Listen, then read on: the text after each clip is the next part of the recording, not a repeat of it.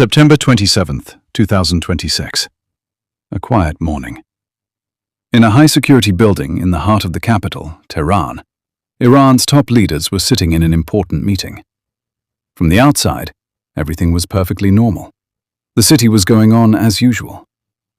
But in reality, at that very moment, the world's most notorious intelligence agencies focused their attention on that building, because they believed that Iran's supreme leader, Ayatollah Ali Khamenei, was staying there.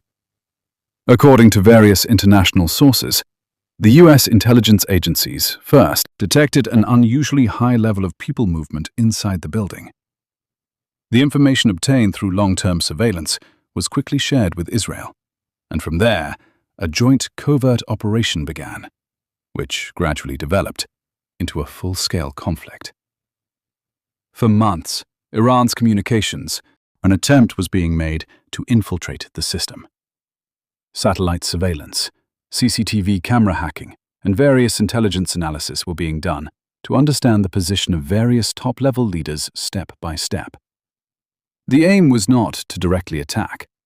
First, it was necessary to ensure that where exactly is the target. And Iran believed that their security zone was completely strong. The modern defense system installed around the capital and the air defense shield would keep their leaders safe. That was the natural assumption. But the war in this operation began with weapons, not with, but with information. When every movement of the leaders comes under surveillance, then even the most protected place gradually becomes vulnerable. According to intelligence analysts, this was the most crucial step of the entire operation. Because if the target was not certain, it was never possible to strike. And when? It is certain that the top leadership of Iran is present at a certain place, and then the decision to proceed to the next step is made. The people of Tehran still did not know anything. The city was moving along as usual. But in the shadows, the war had already begun. And history is waiting. After a long chapter of covert surveillance ended, the operation entered its most important phase. The initial goal was not to directly assassinate Khamenei. Rather, it was to initially attack Iran's defenses in such a way that to keep them busy, so that at the moment of the actual attack, that defense system does not have a chance to build up resistance. According to various sources, the initial plan was to temporarily weaken Tehran's airspace before targeting the top leaders. Although Iran has long been, it was coming, depending on the defense system. Iran saw the radars and defense ring installed around the capital as the main shield of its security. So, instead of directly hitting the main target, a misleading joint attack by America and Israel began, so that the defense forces could happen to potentially diddledom involved in multiple crises. Gradually, unusual situations began to develop in the skies of Tehran. News of explosions in various places kept the security forces busy, and at that very opportunity, a huge sky operation began. About 200 warplanes from the American base in Israel participated in the operation simultaneously, which turned the whole incident into a planned, devastating attack. Many inside the city still did not understand where the real target was. Many dismissed the distant explosion as limited military tension.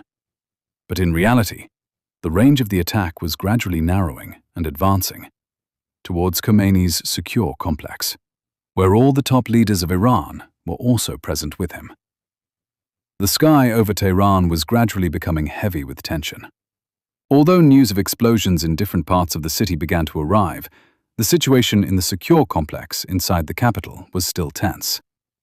It was not seen as a final crisis, but at this very moment, the most important turning point of the whole incident was created. According to the security plan, the leadership was supposed to be in the deepest and most secure shelter, but in reality, they were located in a relatively shallow underground in the establishment. Perhaps the situation was not considered serious enough, or there was no opportunity to change location quickly. But this one decision became a huge opportunity for the attackers. Intelligence collected over a long period of time then began to come together. Analysts were convinced the target is at that specific location. And as soon as that information is received, the operation enters its final phase. The deception attacks across the sky were actually their final preparation, a way to weaken the defenses before the main strike. Plan. Then, within a few moments, the situation took a terrifying turn. The entire area was shaken by a powerful explosion.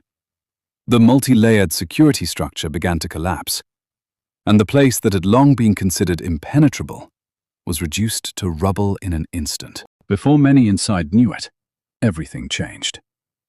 Later, many international analysts believed that if they had been in a more deeply fortified shelter, the outcome might have been different. But in modern warfare, a few minutes of decision can sometimes determine the course of history. Enough to change. The people of Tehran then slowly began to understand that this was not just a military attack. It was a blow aimed at destroying the leadership of a state, as well as its morale. As the loud sound of the explosion gradually died down, that area of Tehran, a heavy silence fell over the entire city. Smoke and dust covered the center of the capital, where just moments before, the country's top leaders were busy in an important meeting. Although rescue teams quickly moved towards the scene, it soon became clear that this was no ordinary attack. Rather, it was a very well-planned, directed attack targeting Ayatollah Ali Khamenei. The strike killed several key figures in Iran's high-level military and security leadership. The security members and staff present at the meeting, there were casualties. The meeting that was organized to make important decisions about the country's future security turned into a center of terrible destruction in an instant. Immediately after the incident, grief and anger spread throughout Iran. In political circles, the attack was described as a violation of sovereignty. It is seen as an example of violation. On that day, the people of Tehran understood that war is no longer limited to the borders, because when even the most protected places of the country are attacked, the question arises in the modern world: is any country completely safe? Although history has repeatedly shown us that even if the leadership can be hurt, it is not so easy to break the trust of a nation. Rather, often such events give rise to a new resistance. So that day in Tehran was not just a story of destruction. It became a symbol of new tension, uncertainty, and the beginning of future conflict. Because attack may be over in a few minutes, but its echoes will live on in